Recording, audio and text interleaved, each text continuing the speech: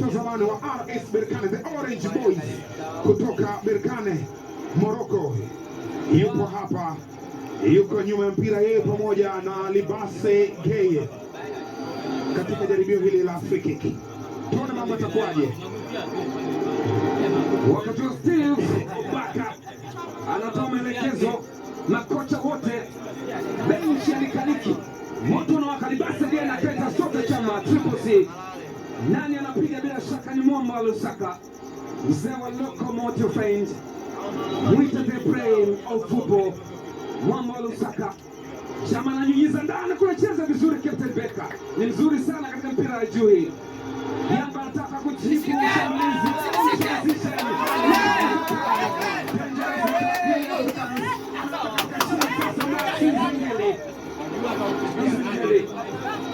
Anabadilisha upande. Watu wanatii na kukichwa. Ukenda kwa golikipa, tazama Ismail Olivier Toure akenda kukoa huko.